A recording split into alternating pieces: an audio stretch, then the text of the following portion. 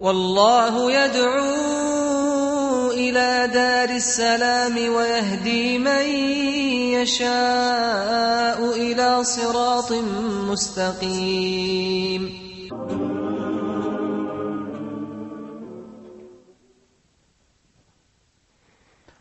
Assalamu alaikum wa rahmatullahi wa barakatuh. Welcome to a new Inspirations show.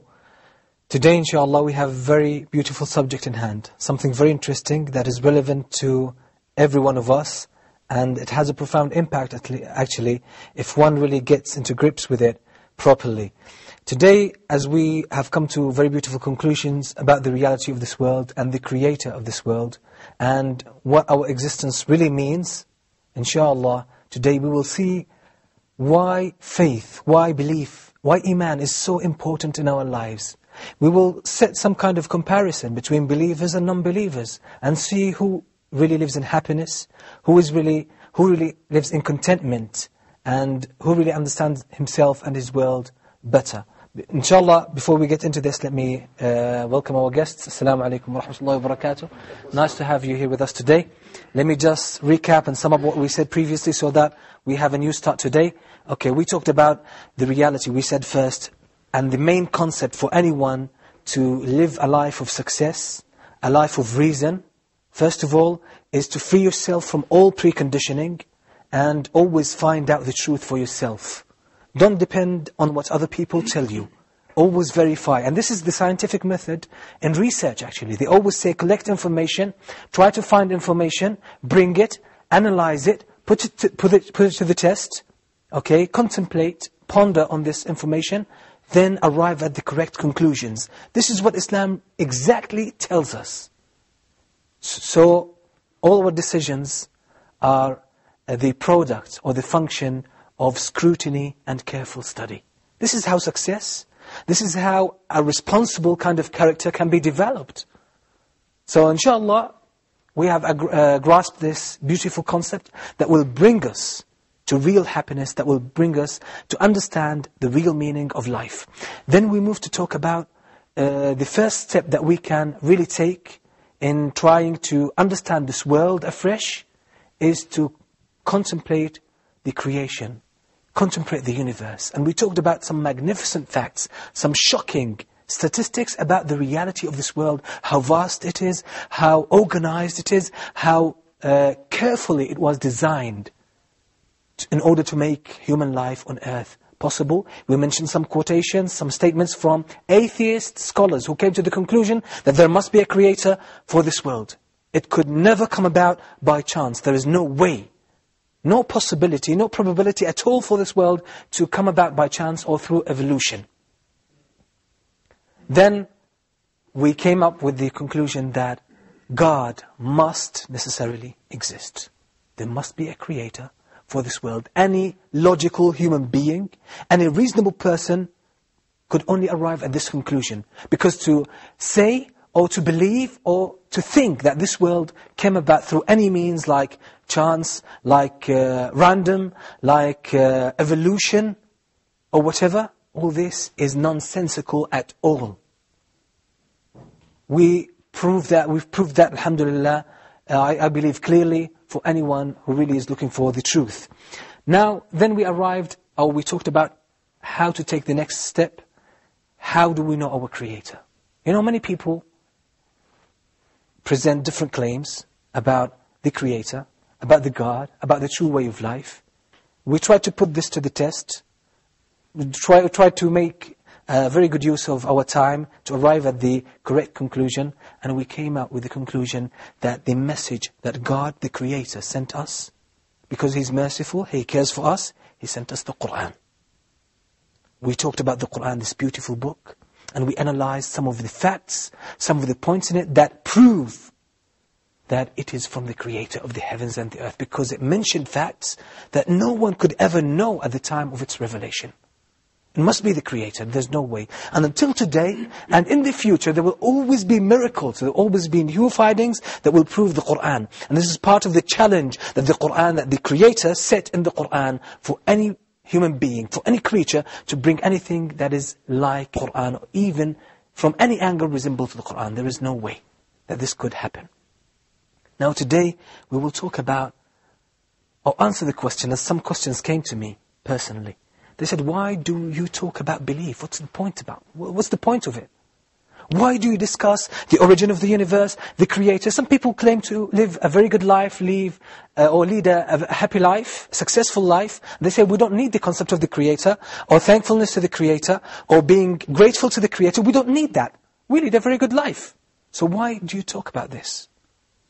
Now, let's go back to our first concept, which is, let's put everything to the test. Don't take anything for granted. Let's put this to the test. Do really people in this world live in happiness? Now, this is a question. If you have any propositions, any answers about this, any thoughts, let's share them together. Please, doctor. Sorry, I always forget the mic. Okay. Why we should believe in the God? If we do comparison between believers and disbelievers in the world. Okay, believers and disbelievers, comparison. Yes, comparison. You see, the percent of suicidal attempts in the believers is very low. Yes. Our God created us. Almost non-existent, even. Yes, very low, yes. Compared with the disbelievers. Yes. Our God created us. Yeah. The main things which affect our life is the psychological state of the person. And this psychological state, it will not be, as we know, it will make you successful person, if you are not obeying the commands of your God. 100%, I agree with you. For example, 100%, yes. My leader, my duty, my work, yes. He wants from me do this and this and this. If I disobey, I will be punished. Yeah, you will be psychologically, I will be not satisfied. Yes. If I will be satisfied, I have to obey the commands of my leader. Okay. How is the creator, not the leader? Yes. The mean psychological satisfaction, it will be from obeying the commands of our God. That's a good proposition, doctor. Yes. But the thing is, here, we're trying to present this issue from all perspective. Yes. Okay? So the thing is, if someone, an atheist, is watching us now, and I would consider that, yes. I believe some of them are watching us now, and, okay, they will say to you, prove it to me. Yes, prove I will it to prove me. it to you. Okay. Many rich persons, he have all the things he wants. Okay. Money, yes. places, towns, lands, everything, but he is not happy. Yes. Why? Poor persons, he has yes. nothing. Yes. But he is believing the God. Okay. When you see him, okay. oh, I'm happy, thank okay. you. He has nothing to okay. eat, but he yes. is happy. Okay, but actually statistics, to be honest, yes. I made an extensive research when it comes to suicide and depression, to be honest. In the rich countries, those who commit suicide, the vast majority of them are the poor ones, not the rich ones.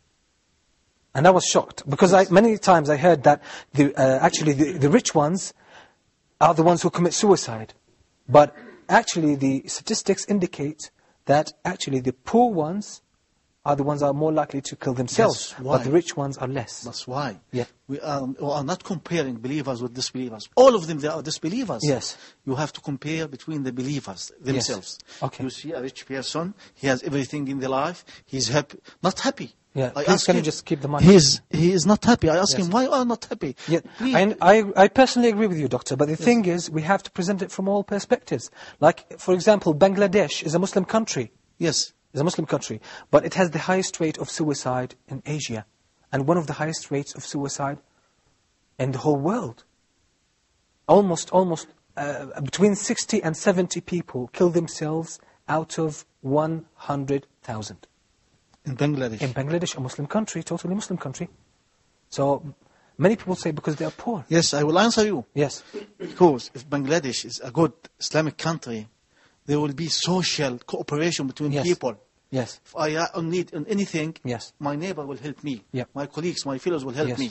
It's not present. I was there. This is not present in all people there in Afghanistan yes. or in Pakistan or in yes. Bangladesh, you see? Okay, but the thing is, I'm trying to present the other perspective or the other point of view. They will say to you, you just said now, Muslim countries, and when we talked about like the West, you said all of them are disbelievers or non-believers, yes. or non-Muslims, let's say, yes. okay? And now we brought to you very strong evidence, which is Bangladesh, a totally Muslim country, but still one of the highest rates in the world. So this basically, I personally don't disagree with you, I agree. Yes. But the thing is, we have to be realistic, we have to be logical when we present things. We have to break them down. Now, let's still go back to, we will come to this point because it's, but a bit ahead of now, okay? But let's answer, you need an answer to the question, okay? Why do we need to talk about faith? Why do we need to consider it in our lives?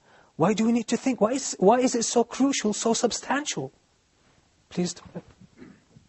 Thank you. As a believer, when I believe that there is one God, and Allah subhanahu wa ta'ala tells us not to kill ourselves, okay? Prophet Mohammad, peace be upon him, said, I wonder for the matter of Muslim, عجبا لأمر المسلم. All of his matters is God, are God. If a good thing happened to him, he thanks God. But if a bad thing happens to him, he be patient with that. So it's, if you are a believer, you are not going to harm yourself. You are not going to kill yourself. You are going to be patient, and you are going to be thankful for God. That's a very good point. But I need someone to break down, still answer very directly the question: why do we need to talk about faith? Why is it so important? Please take the mic. Bismillah ar-Rahman ar-Rahim. Allah subhanahu wa ta'ala يقول, Allah subhanahu wa ta'ala said in the holy book, Surah Al-Asr. Let me say it in Arabic first and then in English. وَالْعَصْرِ إِنَّ الْإِنسَانَ لَفِي خُسْرٍ إِلَّا الَّذِينَ آمَنُوا وَعَمِلُوا الصَّالِحَاتِ وَتَوَاصَوْا بِالْحَقِّ وَتَوَاصَوْا بِالصَّبْرِ. Meaning, age and man is lost, except those who believe and do righteous deeds. Yes, and do the good deeds, enjoying the rights and enjoying the patience. Okay. We conclude from this 4 qualities of becoming happy or unhappy. Yes. For the mankind. To believe in this first phrase or condition, to believe in God, to accept God subhanallah, so Allah subhanahu wa ta'ala, and then. Okay, let me just try to sum up so that we can make a better use of our time. So you say if someone believes in God, in the Creator, in Allah, okay, and do good deeds, and enjoin what is good, give good advice, and then enjoin people to be patient, these will be among the happy people. Yes. Okay, and the answer is, how? Oh, the question is, how? Now, if someone doesn't believe in the Qur'an, I would like to consider this kind of people as well. Okay, how? Break it down to me. Oh, I'm a bit, suspicious. I need to understand more about the Qur'an, more about Islam. You're telling me if you believe, you'll become happy. To me, I can't comprehend that. Now, the question is really, why is faith so important? How does it make us feel better? How does it make us live a better life? Muhammad, you had something to say? Please take the mic. Try to keep the mic, please, at a constant distance. Bismillah ar-Rahman ar-Rahim. Well, actually, answering the question, why do we need to believe? Actually, I think it has a philosophical side. Yeah. I mean, technically speaking, we cannot say that there are people who are disbelievers. I mean, who doesn't believe in God, believes in something else. So I believe that it's innate in a human being to have a certain belief. Okay. To have a certain conception of a certain thing. I think we agreed on this. Yeah. So even we have said in a previous episode that even an atheist believes in the non-existence of God. Yes. So I believe it's something innate. You can't say that this person is a believer and the other is a disbeliever. Still I need an answer to the question. Why is belief so important? What does it do to us? Why is it important? The belief is so important because the belief of God make the stability of our life. Very good. It makes stability. But this sort of was said. But I need you to break it down. Please, okay, can you please? Before we answer this question, I believe what we need to do is to understand what belief is all about. Yes. Belief is knowing who to worship and how to worship Him. Okay? You need to know the description of God. Whatever God means to you, you need to know who He is, who created you, who put you here, what are you here for. That's what belief is all about. And then, after that, how can I worship? How can I establish a relationship with Him? How can I communicate with Him? That is what really belief is all about. And that's how you start elevating the or strengthening the level of belief step by step. The more you open up that communication line, the better of that relationship becomes with Allah subhanahu wa ta'ala. Yes. Of course, I say Allah because I'm a Muslim, but Yes. for others, they need that higher authority to look up to, because there's definitely, as we said, 300 billion galaxies. Okay, There you is- hit the nail right on the top. Okay. I mean, I can go forever, but I would rather stop so we can take Yes, over. yes. We'll take the following points later on. But because you just hit the nail, I can't stop here. The human soul. There are needs in it. We said we are created. Everything created has needs. Like the earth, in order to, or the vegetation to grow, it needs water. It needs water. Like, everything. Human beings, they need nutrition. Other things as well. What do we need as human beings? Every human being has something in his heart that causes him to ask the questions. There are very fundamental questions in the mind of every human being. The questions are, who am I? Who am I? Where did I come from? What is this life all about? Now we ask these questions. Let me ask some of you who come from business background, like Brother Jamal and like Basil as well. Like when you start some kind of business, what are the questions that you always ask? Before you set up a business, there must be something that you have to, some questions you have to get some answers for before you start. Well, you always definitely have to, if you look at something you want to assess, you want to establish something called feasibility study. Is this going to be sustained for a long time? Is this going to stop? Is this going to keep going? That's what you're trying to do. Okay. Do you ask what's the product or what is the service that you provide? Absolutely. Definitely. Absolutely. How do you perform your services or produce this product? Oh, the how, the where's, the yeah. The WH questions are so fundamental in the human soul. We all need. Imagine with business, we do this. Even in science, we always ask these questions. Who, why, what, when. We always ask these questions because we cannot go about doing anything without having the answers to these questions. Do you think they don't come to our minds as human beings? I know because we grew up as Muslims, sometimes, as I said, we take it for granted. We don't think about it. But believe me, many people in different parts of the world, you know why they get themselves immersed in drugs, in alcohol, in women? Some of them, they are workaholic, as they say. They work. Some people work 70 hours a week. You know why? Because they can't stop for a moment to think about who they are. What is this life all about? Where did we come from? Where are we going? Because if they start thinking about this, you know the black holes in the space that suck everything in them? That's exactly the same thing. And whenever they start thinking about who we are, where we came from, what are we doing here, where are we heading to, you know what happens to them? They either go crazy or they kill themselves. Consider the high suicide rates in the West when people reach their retirement age. When they retire, a great number of them kill themselves because they don't see any point in living. Because work always blurred their vision. It kept them going. But they didn't really stand or stop for a moment to think about the reality of this life. Now, this point will bring us to more elaboration. We'll talk about this after we have a short break, and we say to our viewers as well, stay tuned, we're coming back soon.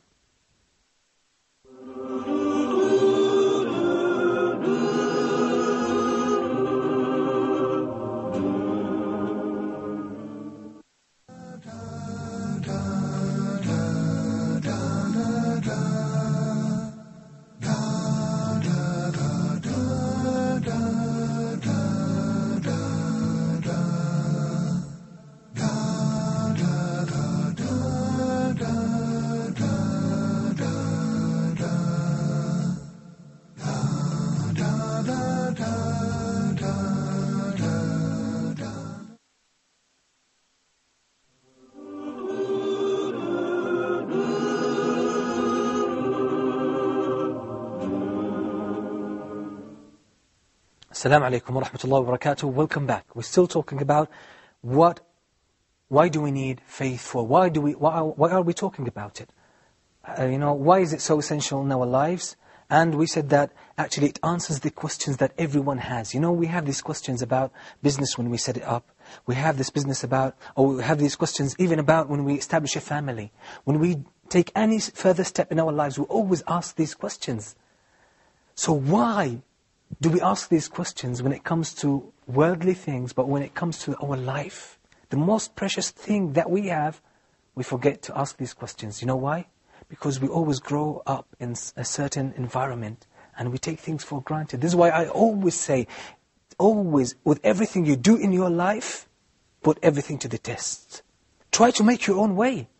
Make your own choices so you are responsible of your own choices and your own actions that follow from your choices.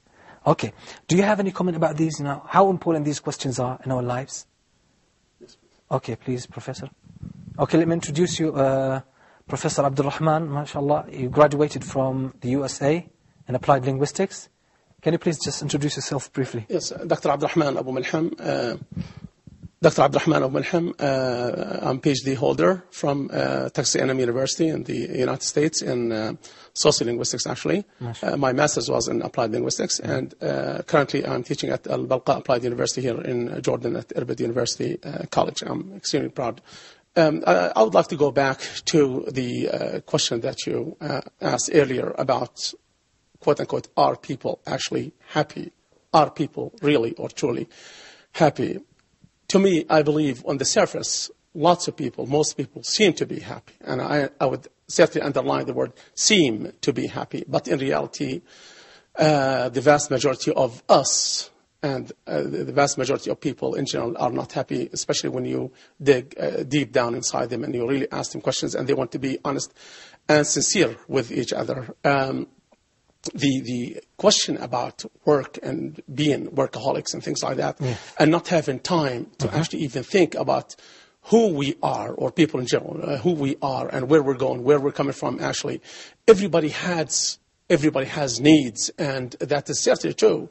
And those needs to be nurtured. They need to be watered, just like a plant, actually, that needs to be taken care of. I think here the most important needs that we're talking about really are spiritual needs and psychological needs. Everybody has those spiritual needs. Everybody has those psychological needs, regardless of who we are and regardless of our religious beliefs, for example, and affiliation in this case. Those spiritual beliefs and needs and psychological needs actually need to be fulfilled some way, somehow. Now, this can certainly be related directly to the question of faith. And why is it important to have faith? Why is it important for us to actually have a supernatural being, let's say, that we believe in, regardless of what we call it, whether we call it Allah, whether we call it God, or whatever it is that we want to call it in this logical or philosophical sense. Now, if we do this, if we get to the point through pondering, through deep and thorough thinking, we get to the point where we know that we are not alone. Now we believe in a supernatural being. That is an escape for us, in a sense. That is a safe haven for us. That gives us a sense of safety, a sense of security, a sense of tranquility, if you will, at the end. And then we would be, for the most part, content. Not necessarily happy, but content with whatever it is that we do. That's very good. Actually, Professor, let me just note that you pushed us ahead. I'm sorry, go ahead. It's very good. It's very good. Anyway, it just paves the way for us to carry on or to move on from this question. Let me conclude with this question: is that, or these questions, they are scientific questions. If we try to check the scientific methods in research all around the world, we always find them asking these questions, the WH questions. Why do we ask these questions? As I said, we always ask them in business and in companies. When any company or firm or establishment, when they write down their objectives, do you know how they get their objectives? Through asking these questions. Because they become the blueprint. They become the roadmap for this kind of company or this kind of establishment. Now, this takes us to a very important concept that belief is highly related to. Now, as I said, just to answer to some of the points that the doctor, mashallah, mentioned, they're very good. But as I said, we have to present them to cover all perspectives. I totally agree with you, but sometimes we have to break things down so to help people assimilate them as well.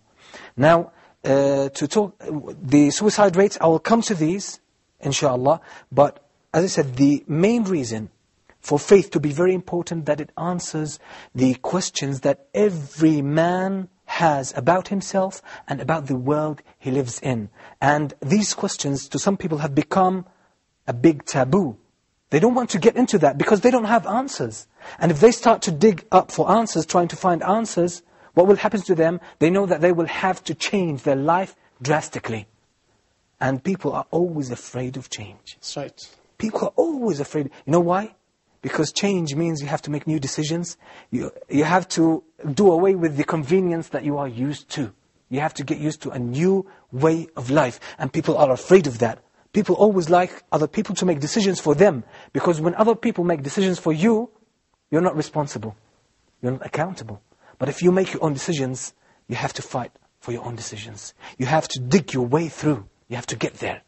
And this is one of the most critical points in our lives. Actually, our abstinence from getting or asking the questions and trying to find out our way in life, this is one of the main reasons that brings to us misery. Because no one understands you within the creation more than you yourself. You are the one who understands yourself. That's true.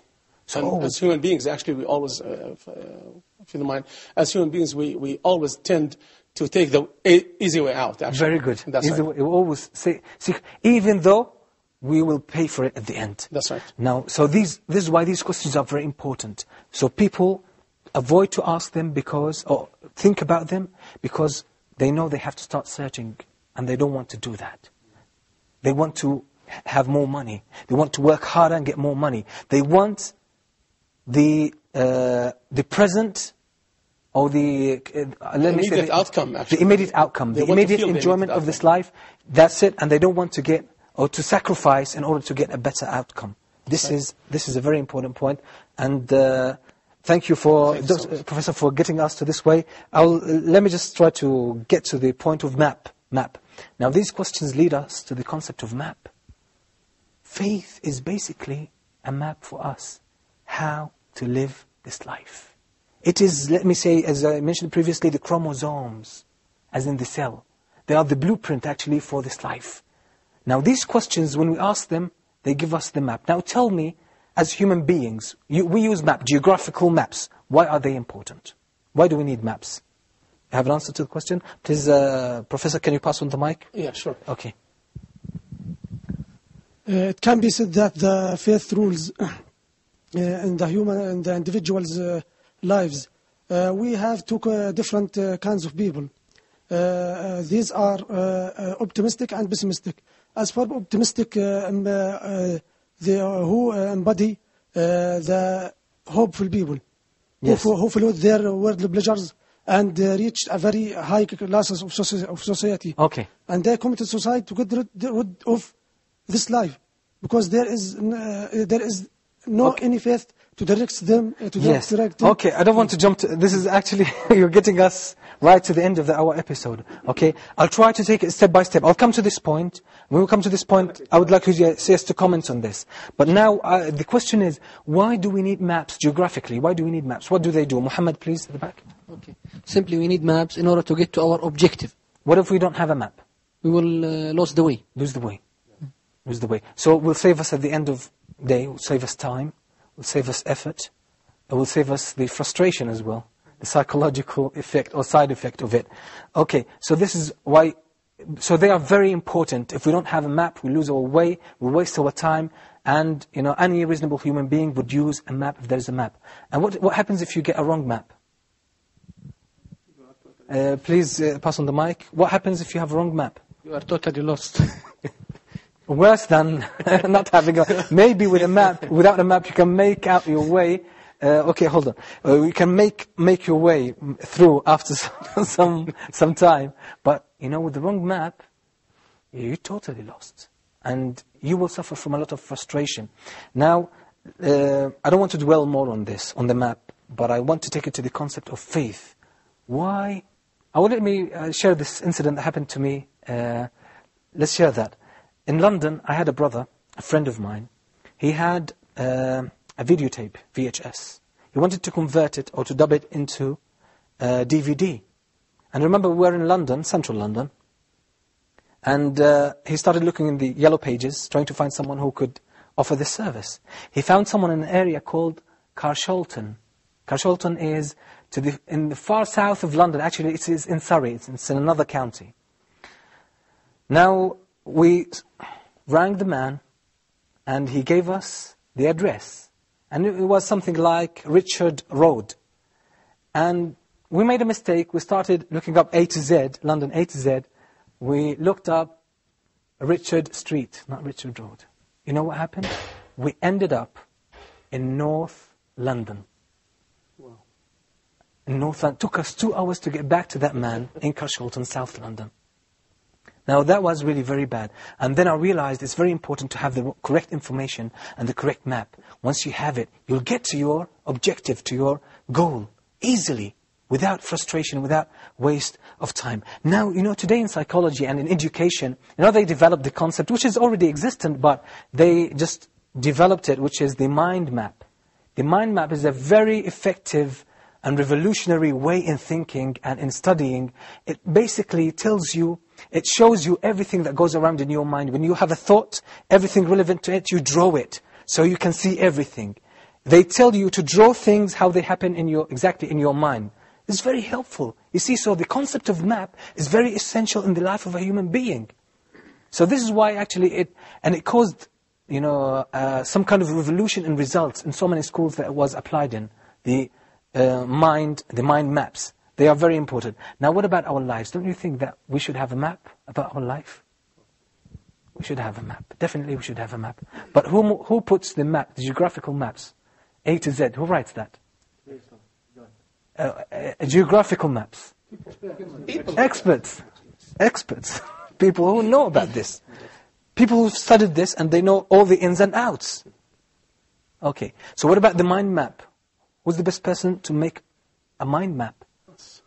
This is what the specialists in this field tell you. The best one to make a mind map for a thought that you have is yourself. Yes. Is yourself, because you know all the ins and outs. You know everything about it. Now, what about this life? Who knows all the ins and outs? Who knows how to put the right map for it? The one who made it, the one who created it.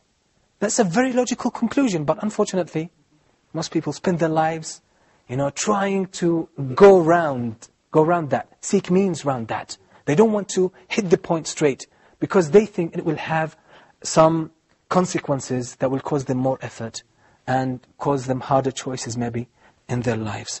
Now, what is this map called? If God created us, do you think He left us without a map? Now we have maps.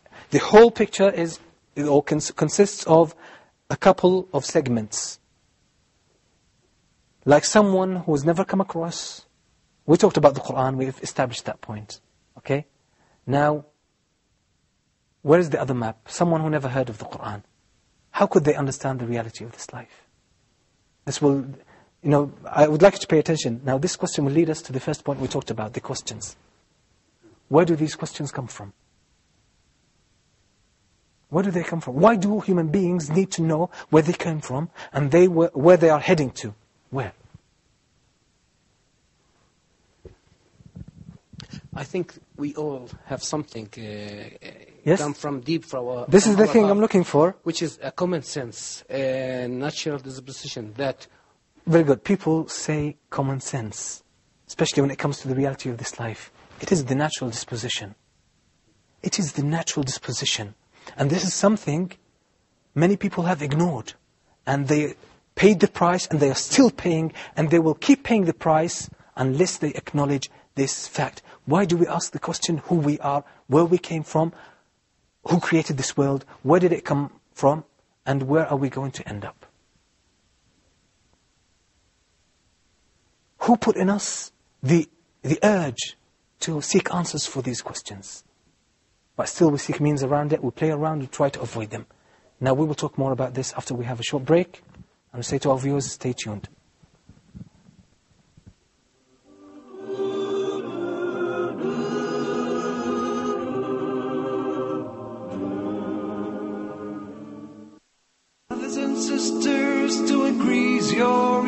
خيركم من تعلم القرآن وعلمه ورتل القرآن ترتيلا.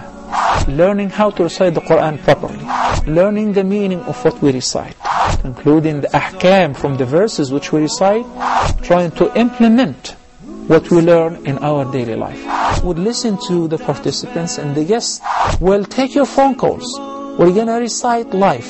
We'll listen to your recitation and we'll correct it according to the rules and regulations which we'll state in each episode. Now your dream will come true.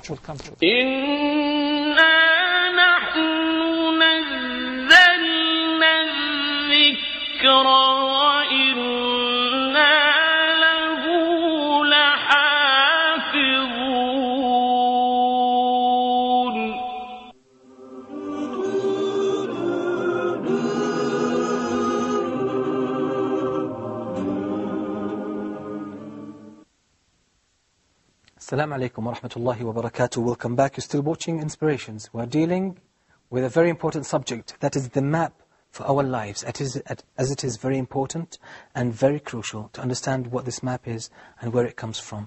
You hit the point, which is that these questions come from a natural thing or natural feeling that was put inside us. And this is from the mercy of our Creator. That He is telling us every now and then, this natural disposition comes up to the surface. And it always pushes you to seek answers, and people ignore it. You know how? With excessive drugs, alcohol, indulgence in sin, in evil actions, in homosexuality, and perverted actions. Because they want to run away from the truth. Keep yourself, and ask anyone who got himself in this kind of stuff, like in alcohol or in drugs. You know what happens the first time they drink or they take drugs? They break down psychologically. They feel that they have made a grave sin against themselves. Ask them. I spoke to many of them. And I remember one day, I was in Hyde Park in London, and I gave just a short talk for about half an hour, and then someone from Libya came to me. He was born Muslim, brought up as Muslim, and he went to London to study English. And he said, I spent some time with some bad friends, and they took me to drinking, and I always said no, no, no, no. One day, I gave up, and I drank some alcohol. And he came to me, he was crying. He said, I've destroyed myself. All the good things I thought about myself were gone. I don't think I'm here to do something so low and decadent in my life. These are exactly his words. You know what his friends said? All those who drink, take drugs, they all go through the same thing. You know what happens? Their company, they always say to them, drink more and you will forget. Now the map came up to the surface. It wants to defend itself. Wants to defend the pure nature of the human being. It's always looking for the truth, for what is good. They will say, drink more and you will forget. Destroy it, destroy it, destroy it. Some people live and they have killed, they have slaughtered this beautiful feeling in their hearts. The beautiful urge. Now, this is what we need to nourish. We need to give life to. Because this fitrah is a very important map. Actually, it's like the compass. You know, the compass always helps us when we have the map to give the right direction. This is the compass. When you do something wrong, it always tells you no. The soul is always calling us to think about the reality of this life. And we say, no, we don't want to think about that. The soul always wants to ask us questions about what we are doing here. What is the point of doing this? But we don't want to listen to that. The soul is always reminding us that this life is not eternal. That this life is not the real life. It's only a test. But we turn away from that. We don't want to listen. We prefer the status quo. We want the immediate pleasure. We're not ready to sacrifice. Now, the fitrah, this is the word for it. This natural disposition that some people call common sense. This is the map. It always asks you these questions: who you are, what you are, what is this life all about? Where did we come from? Where are we heading to? Because it needs these answers, and people suppress it.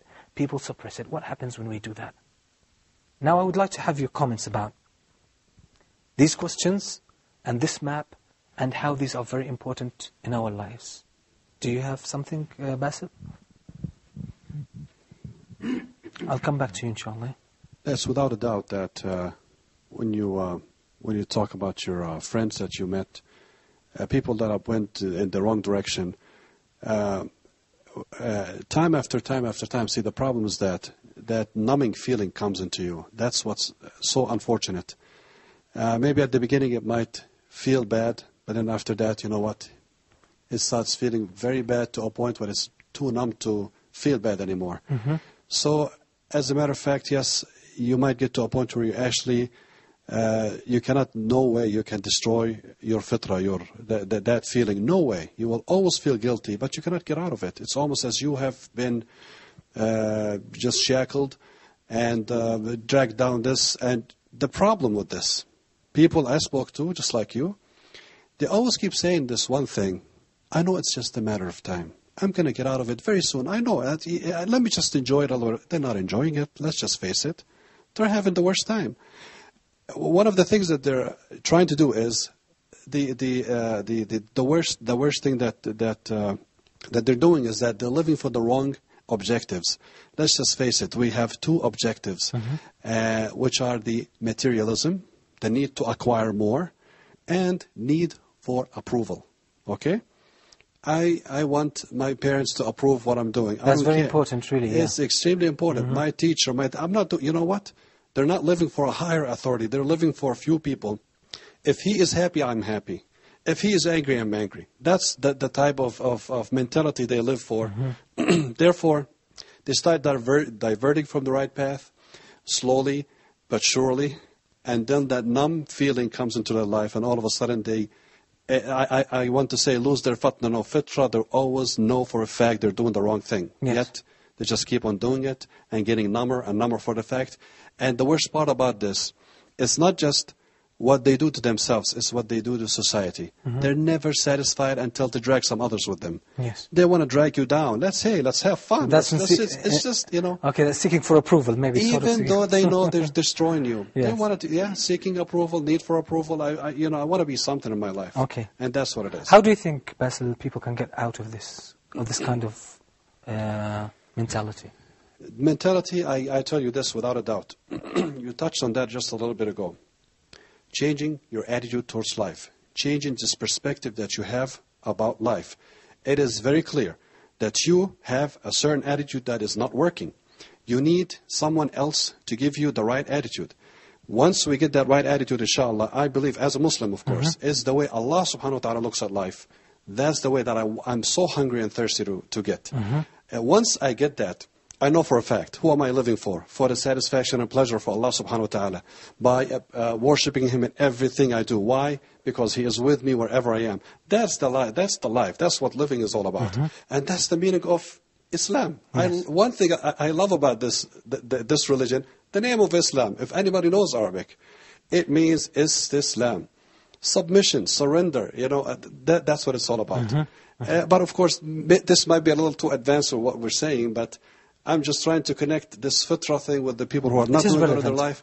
It is relevant. In a way, okay, so it is relevant, and actually it puts everything within a frame, within one frame. Absolutely, very good. Yeah, yes. Very good. Is that basically the concept of the map? If you keep ignoring it, it still come up. Ignoring it will still come up. But the more you divert from it, now the worse your situation will get. And as you said, you will drag more people. But now, let's talk even individually. What should we do with this fitrah? And I'm telling you, everyone feels that at one stage of their life or another. There must be. I remember, a few months ago, there was one brother from England, a British revert. His name was Zakaria. He was with us. And he talked about himself when he was about 10 years old. And he said that he was swimming in the Mediterranean Sea in Spain.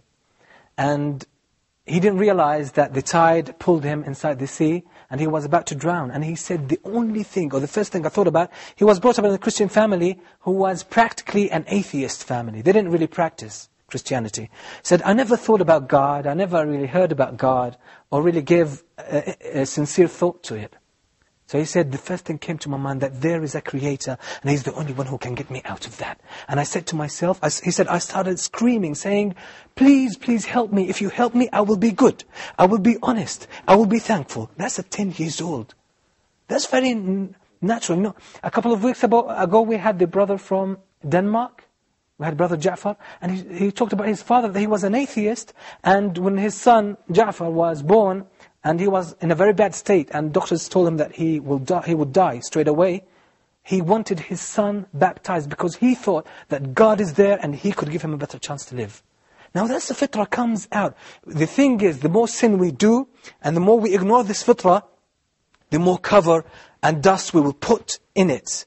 But still it has the force to rise up, come to the surface, and always reprimand the ones who do good, that you are doing good. Remind us of this true purpose of our existence. Now we want to utilize this concept. We don't just want to talk about it theoretically. We want to utilize it and see how we can benefit from it.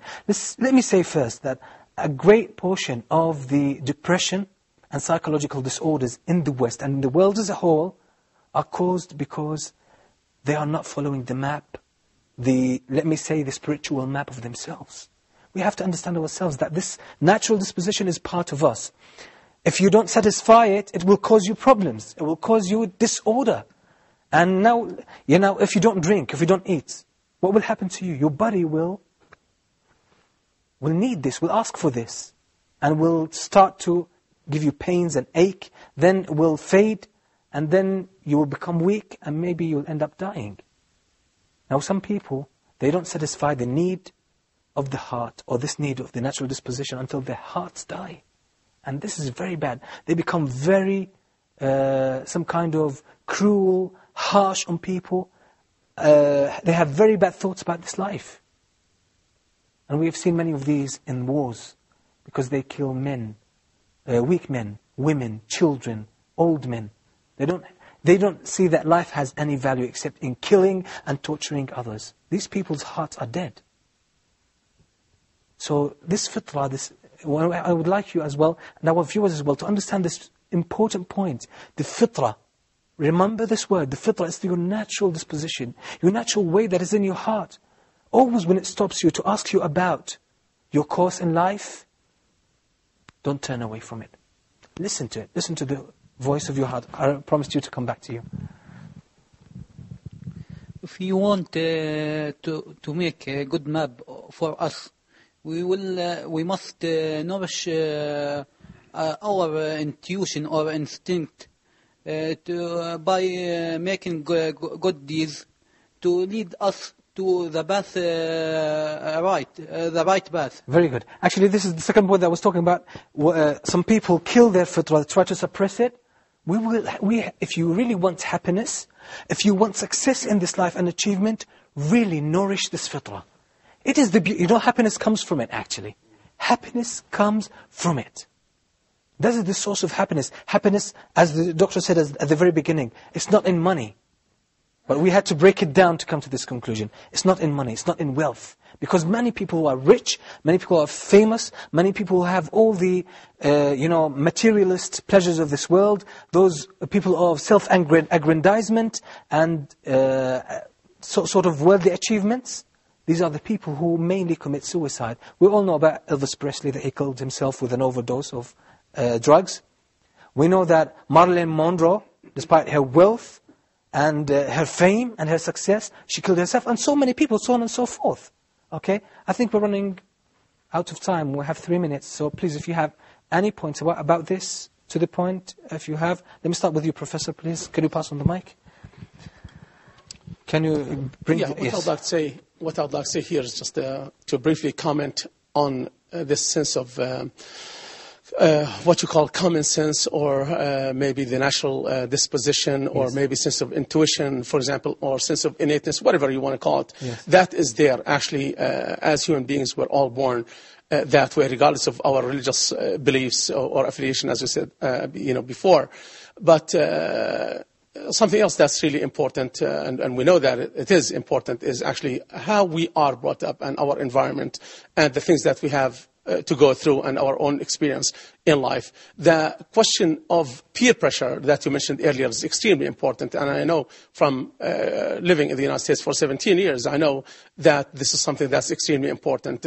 Children and teenagers in particular, most of the time have to or tend to go ahead and give in to peer pressure from their friends so that they can gain, as my friend over there said, social approval, the approval of their own friends. They do not want to feel different, thinking that by, it's a sense of assimilation or a need for assimilation to, they want to become a part of the mainstream, in other words. They do not want to feel different. They want to fit in. Exactly, they want to fit in. And they need to understand that by being different, by not giving in, okay, by being different, that does not necessarily mean that they are being bad or they're being worse or they're not, accepted in society or whatever. They have to use their own minds. They have to they have to go back to their intuition. They have to, as you said, listen to their hearts and listen to the voice of their heart to be able to get on the straight path. This is what we're calling the people. Actually, sorry, I have to interrupt you, Professor. We run out of time. It's over. Inshallah, in coming episodes, I'll give you more opportunity to comment on it. But I would ask the director to give us 1 minute to mention some statistics that will, and with these statistics, I call the people to always listen to the voice of your heart, try to nurture this fitrah, just to see whether people are really happy with the materialistic life they have. You know, in the USA, there is a suicide every 17 minutes. And these are official statistics. In the USA, there are over 30,000 people who kill themselves annually. 30,000 people kill themselves annually. 300,000 survive a suicide attempt. Now that's a huge number. Let's see whether people are really happy or not. Now suicide is the third leading cause of death for the young people. That's in America. The young people, I mean, from age 15 to 24. Now these are sort of, they just started, dealing with life. Now they choose to end their own lives. That's the shocking statistics. In the, in the UK, okay, suicide rate is 20 persons out of every 100,000.